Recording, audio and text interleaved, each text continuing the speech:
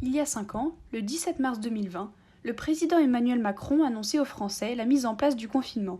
5 ans plus tard, après avoir vu nos vies s'arrêter pendant plusieurs mois, nous revenons sur les conséquences de cette pandémie qui a fait environ 20 millions de morts dans le monde.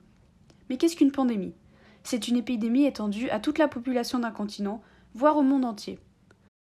Ce vendredi actu est en lien avec 2 thèmes du programme, le thème 2, analyser les dynamiques des puissances internationales, et le thème 4, s'informer, un regard critique sur les sources et les modes de communication. VENDREDIACTU, Vendredi Actu. Des mesures de quarantaine ont rapidement été appliquées lorsque l'OMS déclare officiellement le stade de pandémie début mars. Mais certains pays n'ont pas mis en place un confinement. Par exemple, la Suède, contrairement à la Norvège et à la Finlande, n'a pas mis en place de confinement et conseillait plutôt des mesures de précaution sanitaire aux citoyens sans les obliger à les appliquer.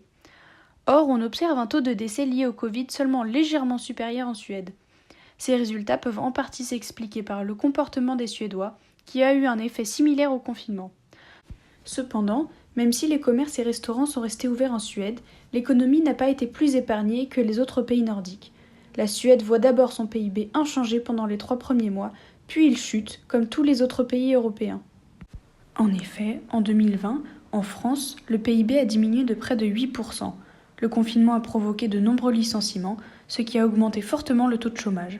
De plus, pour atténuer les effets de la baisse de l'activité économique, l'État a mis en œuvre des aides pour les ménages et les entreprises. La dette publique s'est donc fortement aggravée et elle a triplé entre 2019 et 2020 à cause du confinement. Cette pandémie a mis en lumière certains rapports de force entre grandes puissances, particulièrement entre les États-Unis et la Chine. D'un côté, les États-Unis ont connu une réponse marquée par des contradictions et une gestion décentralisée. Certains États ont imposé des restrictions sévères, tandis que d'autres ont privilégié une approche plus souple, ce qui a conduit à une gestion inégale et parfois chaotique de la crise. Aussi, on ne sait toujours pas d'où vient le Covid, et la quête de son origine a été une source majeure de critiques. Les États-Unis, qui ont choisi de politiser la pandémie, ont accusé la Chine d'être responsable du virus et ont qualifié le Covid de virus chinois. A l'inverse, la Chine a profité de la pandémie pour renforcer son influence. Après avoir été l'épicentre du virus, Pékin a rapidement repris le contrôle grâce à des mesures importantes, imposant des confinements stricts, une surveillance de masse et un contrôle rigoureux de l'information.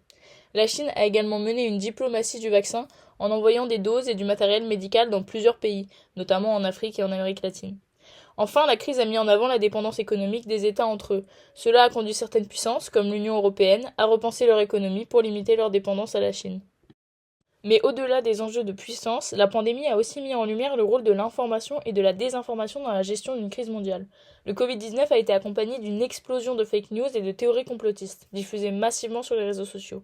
Par exemple, des rumeurs ont circulé affirmant que le virus avait été fabriqué en laboratoire à Wuhan dans le but de contrôler la population mondiale. D'autres ont prétendu que la 5G était responsable de la propagation du virus, ce qui a conduit à des attaques contre des antennes téléphoniques en Europe. Certaines théories sont même arrivées en France, comme avec le documentaire complotiste Hold Up, qui reprenait des arguments infondés sur la pandémie et qui a suscité un fort scepticisme à l'égard des vaccins et des mesures sanitaires. Enfin, en Chine, l'information a été strictement contrôlée par le gouvernement. Des lanceurs d'alerte ont été réduits au silence après avoir tenté d'alerter sur la dangerosité du virus.